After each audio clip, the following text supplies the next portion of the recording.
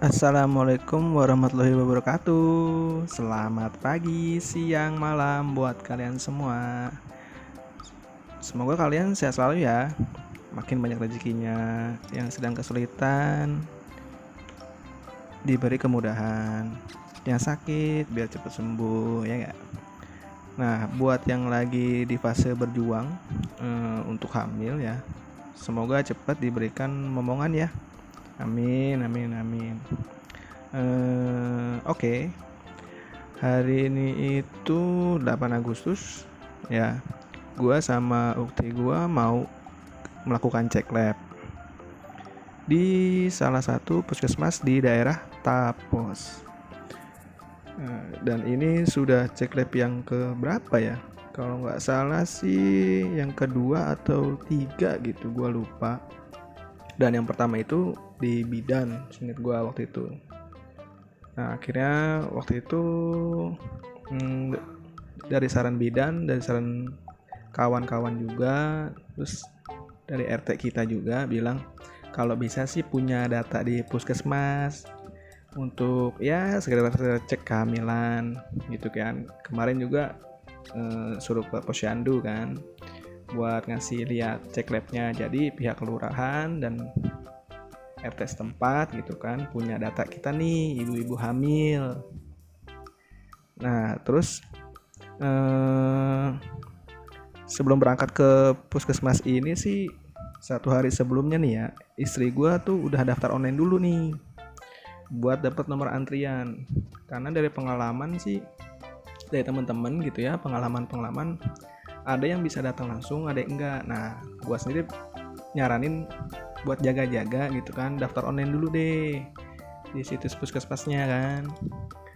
Nah alhamdulillah kemarin udah hari apa ya, hari Minggu kalau nggak salah, gue juga lupa.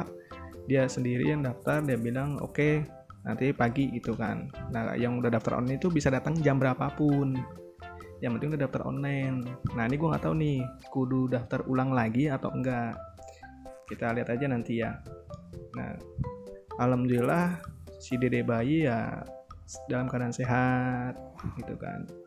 Cuman katanya sih ada lagi ngerasain apa namanya, anyang-anyangan gitu ya, mungkin hal yang wajar kali ya. Semoga semuanya baik-baik aja. Buat yang udah support kami, terima kasih sebelumnya. Selamat menonton,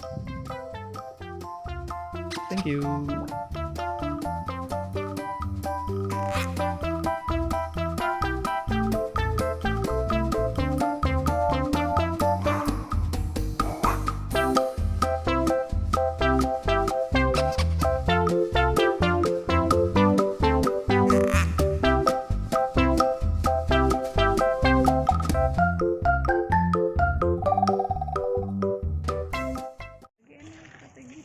Sekarang jam berapa?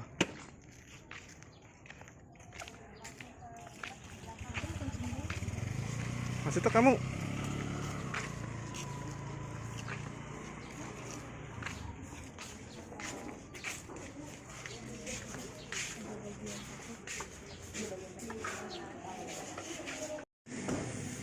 Antri banget. Padahal ini udah daftar online.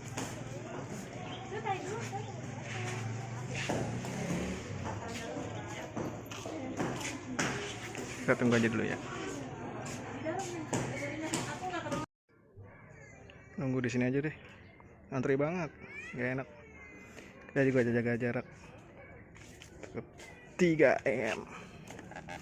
Nah jadi hari ini itu ukti gue itu cek lab. Nah ini udah yang di bulan ke-8 kan wajib cek lab lagi. Ini gue udah di puskesmas di Jajar sama istri. Nah buat kalian yang para ibu hamil yang mau ke puskesmas kalau Jajar tuh ntar daftar nih di si ibu ini nih ibu yang diri ini nih. Di situ ada penjaganya. Kalau untuk yang di sini itu pendaftaran bisa online bisa offline, tapi kalau online itu lebih enak sih. Kalau offline kalian datang pagi-pagi ya, paling enggak ya jam-jam 7 setengah 8 tuh udah di sini buat ngambil nomor antrian, karena seperti ada kuotanya gitu sehari. ada berapa gitu kan. Nah ini juga nanti mungkin dari cek lab ini gue kayaknya mau ke bidan juga deh, soalnya katanya istri ngerasain anyang-anyangan ya itu. Nggak tahu, nanti kita lihat aja istri gue maunya tetap ke bidan apa enggak gitu, apa cuma perasaan doang.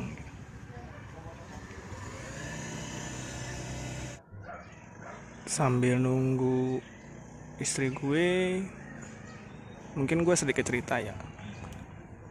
Istri gue itu kan udah kehamilan yang ketiga.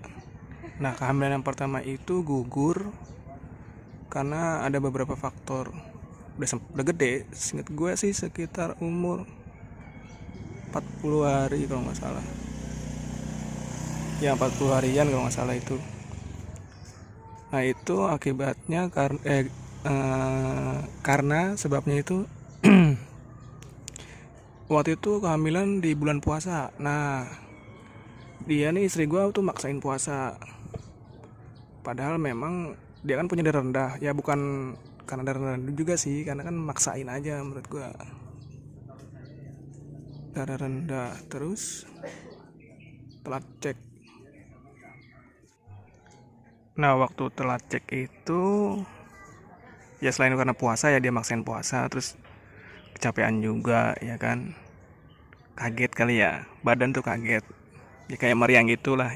Mungkin ibu hamil yang lain juga ngerasain yang sama ya, bapak-bapak yang lain juga istrinya seperti apa, mungkin gejalanya beda-beda, ada yang biasa aja, ada yang meriang gitu kan. Nah tiba-tiba waktu itu timbul flek hitam. Nah itu kesalahan gue sih pribadi, gue akuin gue salah. Kenapa? Karena gue bukan menahan besok ya, ada kata besok. Nah ternyata setelah dilihat itu udah gugur lah, udah keguguran gitu kan.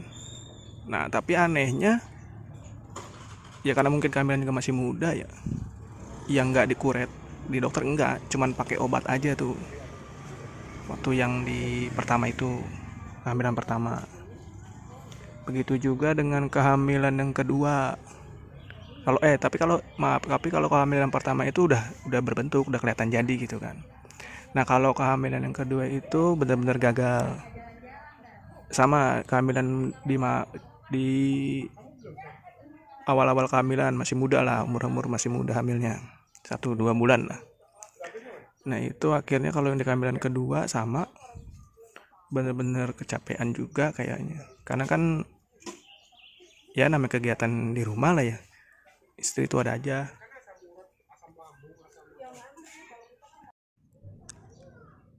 Padahal dari awal kami nikah itu ya istri udah menyiapkan program-program hamil ya. Contoh kayak minum saffron. Nah buat yang nggak tahu saffron kayak apa, nanti gue kasih lihat gambarnya deh. Seperti apa saffron. Nah itu gue minum tuh. Awalnya gue nggak mau minum. Jadi istri gue doang nih minum. Dia minum. Akhirnya mungkin baca keterangan yang lain. Akhirnya gue juga minum. Rasanya mantep jiwa. Rasanya kayak betadin. Nah itu kayak betadin ditetes, tapi nggak nyengat, nggak, dia hilang sesaat aja gitu. Itu waktu kehamilan pertama tuh minumnya saffron, sampai ya kehamilan kedua juga minumnya saffron. Nah akhirnya direkomendasi lagi sama temen itu pakai ini apa, kurma muda. Nah konsumsi kurma muda, dan waktu di kehamilan kedua pas keguguran bener-bener diminta untuk bed rest total kalau bila ingin hamil lagi gitu. Nah untuk di kehamilan yang ketiga gue juga jadi ekstra hati-hati, gue sama bini jadi ekstra hati-hati. Dia juga jadi bed rest total, ngikutin arahan bidan dan dokter yang megang kita gitu kan. Terus apa lagi ya, nah ini buat para suami nih, termasuk gue sendiri ya, kalau memang lu menginginkan sebuah buah hati ya di pernikahan lu gitu kan ya, apalagi untuk anak pertama. Ini buat yang suami dulu ya. Kalau lu perokok, gue saranin lu kurangin. Memang gue akuin nggak bisa berhenti, tapi lebih baik mengurangin.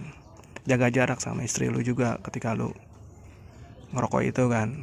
Ya udah jelas kan rokok kan nggak sehat gitu kan. Terus kalau yang suka ngopi, nah kafein sini, kopinya sebenarnya boleh-boleh aja lu ngopi boleh, tapi kurangin, pokoknya segala bentuk yang negatif lu kurangin deh. Lu begadang lu kurangin, segala macam lu kurangin. Apalagi yang bikin capek gitu kan. Nah soal hubungan intim, menurut gua kalau gua itu yang gua tahu, lu harus berdua itu sama pasangan lu itu, sama istri lu itu lu harus serileks mungkin, senikmatin mungkin, senyaman mungkin, nggak ada gangguan. Ya benar-benar lu nikmatin gitu berdua. Jadi nggak apa namanya, nggak kayak orang ketakutan gitu. Maksudnya dalam tanda kutip,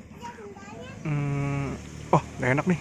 Misalnya kayak gue nih tinggal di mertua gitu kan, wah nggak enak deh ntar kedengeran kita lagi gini gitu kan. Ya, pokoknya serileks mungkin deh, senyaman mungkin, cari waktu atau kalian bisa honeymoon keluar kan, keluar kota bisa. Eh, Apalagi ya saran-saran dari gue ya. Nah kalau ngikutin sarahan bidan sama dokter ya pasti kayak gitu kan, gila. Dan harus ngilangin stres gitu-gitu kan. Padahal menurut gua kalau lu sususan tanam kata hilangin stres malah kepikiran kalau gua gitu. Jadi lebih baik itu mendingan lu kenali diri lu sendiri deh. Contoh istri, yang istri-istri nih kenalin diri lu sendiri deh. Oh gua kalau kayak gini bikin gua pusing nih, tinggalin. Pokoknya yang bikin lu ribet tinggalin. Kalau laki lu yang bikin ribet lu kandangin aja. Ini contoh doang. Nah kalau yang buat para suami ya itu tadi ya yang tadi gue bilang itu jelas pengaruh. Nggak gua nggak, ya beberapa teman gue juga mungkin lagi melakukan program hamil ya, ada yang udah lahir. Alhamdulillah selamat buat teman-teman yang udah hamil, istrinya yang sudah lahir semoga sehat selalu bayinya. Ya tinggal gue nih nyusul, teman-teman gue yang lain udah pada punya baby.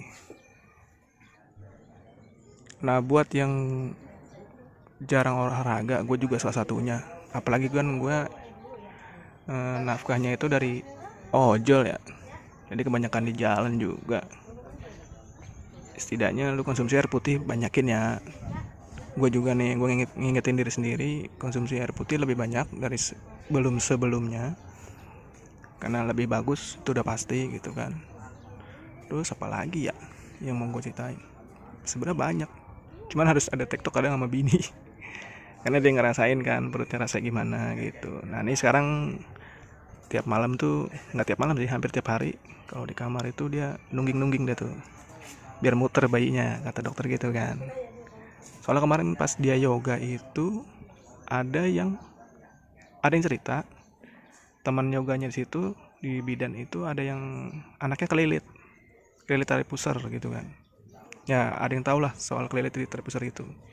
Nah itu kemungkinan dia sudah dikasih keterangan sama bidan, bilang kemungkinan kalau kelilit kayak gini nanti malah lahirnya sesar. Ya untuk buat zaman sekarang gue pribadi mandangnya lu mau sesar mau normal gitu ya pengennya semua istri, semua ibu, seorang ibu gitu pengennya mah normal kan. Sejatinya seorang ibu itu kan melahirkan dengan normal, tapi kan ada kondisi-kondisi di mana yang tidak memungkinkan.